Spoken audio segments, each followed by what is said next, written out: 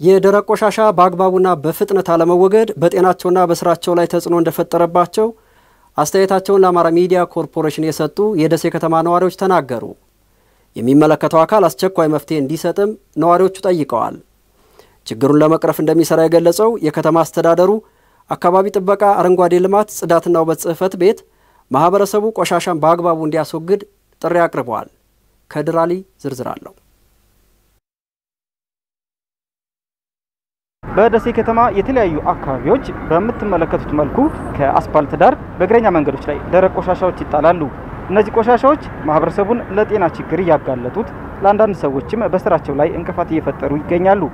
ያነጋገርናቸው የደሴ ከተማ ነዋሪዎች በተለይም መንገድ ዳር የሚጣሉ ቆሻሻዎች በጤና ላይና በስራቸው ላይ ችግር እንደፈጠረባቸው ገልጸዋል። እኔ ኑር እባላለሁ። እዚሁ አካባቢ ሰፈር ልጅ ነኝ።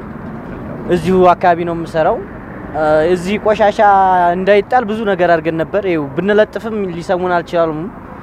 ይሄንንም አያስነሱትም። እንኳን ቢያስነሱት ጥሩ ነበር።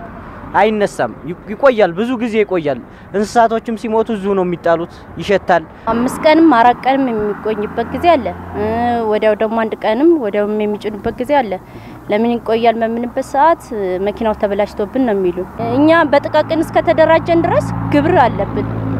ስራችንን ሰርተን በአግባቡ ግብራችን መክፈል ስላለብን ለኛ ብሶ ትልቅ ተጽዕኖ ነው ያሳረፈብን። ማለት እዚህ ጋር ምግብ ነው የምንሸጠው፣ ዝምብ ምናምን ይመጣል። ለስራችንም ትልቅ ጫና አሳድሮብናል። አውጥተው ዝም ብለው ድፍት ነው የሚያደርጉት። ዝም ብለው ሲደፍት አሁን በኬሻ ቢሆን የተወሰነ ሽታው እንኳን ይቀንሳል፣ ቢቆይም ሽታው ይቀንሳል። ግን ዝም ብለው ያመጡ ድፍት ያደርጉትና ይመለሳሉ። ያ ማለት ሜዳ ለሜዳ ዝም ብሎ ይዝረከረካል ማለት። እንደ ከተማ ነዋሪ ቆሻሻን በአግባቡ የማስወገድ ኃላፊነት እንዳለባቸውም ተናግረዋል። በተለይ አሁን ማህበረሰቡ ማለት ነው በማዳበሪያም በምንም አርገን በሚመጡበት ሰዓት ማውጣት ብንችል ይሄ ማለት ያመለካከት ችግር እንጂ እዚህ ጋር አሁን ቆሻሻ እኛ ጣልን ማለት ራሳችንን ነው የሚጎዳው። በመናልፍበት ሰዓት ልጆች አሉ፣ ህፃናት አሉ። እዚህ ጋር አሁን ሰርቪስ የሚይዙ ህፃናቶች አሉ እና ሁሉም ሰው የበኩሉን አስተዋጽኦ ቢያደርግ ጥሩ ነው ማለት። ህብረተሰቡ በራሱ ግንዛቤ የለውም። ለምን ይህን ቆሻሻ እኮ ህብረተሰቡ ተባብሮ ማስወገድ ይችል ነበር። ከተማ አስተዳደር ተጠይቆ ይህንን ኃላፊነትና ወስዶ ማይነሳ ከሆነ በርግጥ አሁንም ጥያቄ ከተማ አስተዳደሩ ላይ ይደረግ። ግን ከፍተኛውን የሆነ ዋጋ የሚከፍለው ህብረተሰቡ ነው ብዬ ነው ማስበው። የሚመለከተው አካል ሳይነሱ ለበርካታ ቀናት የሚቆዩ ቆሻሻዎችን በማንሳት ከበሽታና ከብክለት እንዲታደጋቸው ጠይቀዋል።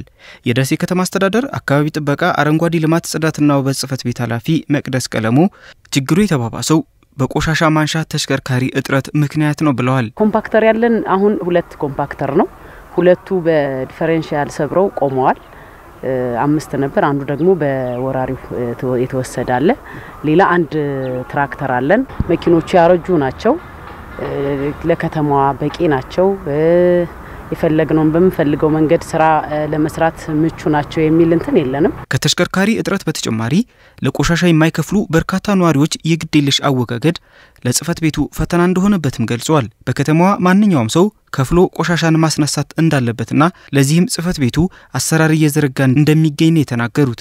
በሪሲት ጋር በሆነ ሪሲት ገንዘብ እንዲከፍሉ የሚደረግበት ሲስተም አለ። ነገር ግን አንከፍልም የሚሉ ሰዎች ቆሻሻቸውን እያወጡ በየቦታው ይመጣል ሁኔታዎች ይታያሉ። ማንኛውም ህብረተሰብ ቆሻሻውን ከፍሎ ነው ማስነሳት ያለበት።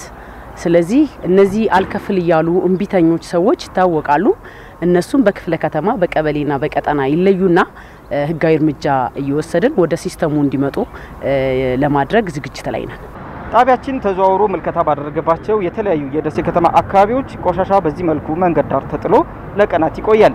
ይህንን ለማንሳት ከተማ አስተዳደሩ የተሻለውን ጥረት እያደረገ ይገኛል። ነገር ግን ከጅምሩ ቆሻሻ በዚህ መልኩ ጎዳና ላይ እንዳይጣል ማህበረሰቡ ኃላፊነቱን እንዲወጣም ከተማ አስተዳደሩ ጥሪ አቅርቧል። ቆሻሻው የኔ ነው፣ ከቤቴም ቢወጣ ውጭም ላይ ቢሆን እኔንም ህብረተሰቤንም ይበክላል የሚል አስተሳሰብ እስካልመጣ ድረስ በመንግስት በእኛ ጥረት ብቻ ከተማን ማጽዳት ከባድ ነው የሚሆነው። ምክንያቱም ሁሉም ህብረተሰብ ከተማዬ ጽዱ መሆን አለባት፣ ለኔ ተስማሚ መሆን አለባት ብሎ ማመን መቻል አለበት። እኛ የመኪና ጥረት የነዳጅ ምን የሆነ ችግር ሲገጥመን የተወሰነ 15 ቀን ሳምንት ስንዘገይ ቆሻሻውን ባግባቡ ማኔጅ አርጎ በግቢው ቢይዝ ኖሮ ይሄ ሁሉ ችግርም አይፈጠርም።